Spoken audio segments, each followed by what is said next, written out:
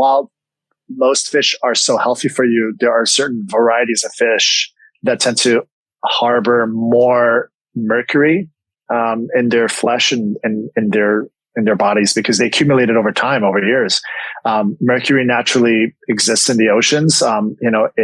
It drifts into the water and then it gets converted into the water to another form of mercury that the fish pick up because they are sea eaters. They eat within the sea.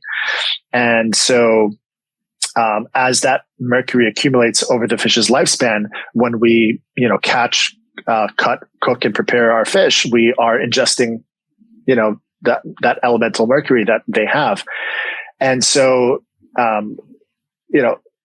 this is why it's probably, there are some FDA recommendations in terms of the allowance of how much fish to eat when you're pregnant or breastfeeding and so on and so forth. And absolutely, there's, the higher the mercury, the more deleterious the effect. And, certainly eating, small amounts of it in the more quote unquote healthier varieties of fish would minimize the amount of mercury you have because your body will excrete it. It doesn't happen immediately.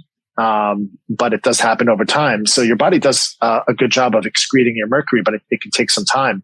And so if you're eating excessive amounts of, mercury heavy fish, then it could be a problem.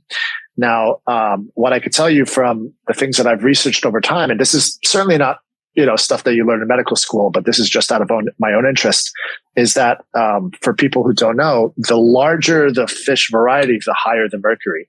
And that has to do not only with the fish's body mass, but also because large fish varieties tend to live longer in the sea. So, and they consume other fish with mercury levels. So, if you think about it like shark, which hopefully not a lot of people are eating, but swordfish, which is really popular and quite tasty.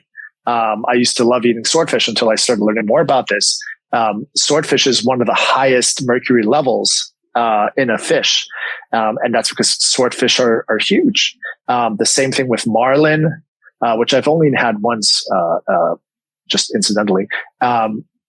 Tuna is another culprit. More so the, mahi-mahi or like large tuna steaks as opposed to like the light, albacore, like canned tuna, which still has some, but not as much, let's say, as like the, large ahi steaks.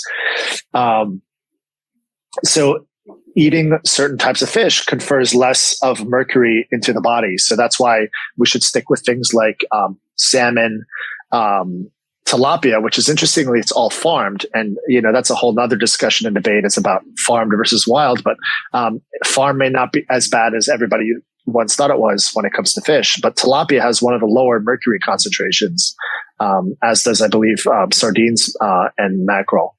So I think mackerel. I can't remember off the top of my head, but there's actually a whole list on the FDA website where they continuously, upload all the information about which fish mercury levels are rising and which are dropping and what they are currently. So, I recommend people use that as their reference. But, not all fish are created equal, I guess, when it comes to their health content. And it's difficult as well. Like I remember reading articles on this, and I think the same applied in the UK and the US, where particularly in the US, they don't have to state if it was farmed or if it was wild.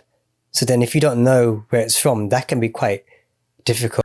I used to have a strong opinion about this, and I used to only seek out wild because it felt more natural to just have wild fish. But I think the more I look into it, and I don't know if I have, a very clear answer on this yet, to be fair, but the more I look into it, the more I realize that there, with certain varieties of fish, it doesn't really matter. And sometimes farmed could be better.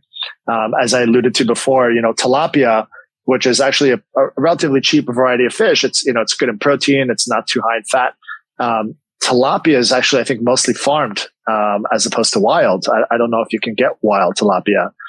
And it's actually one of the lowest, mercury concentrations in a fish that you purchase today.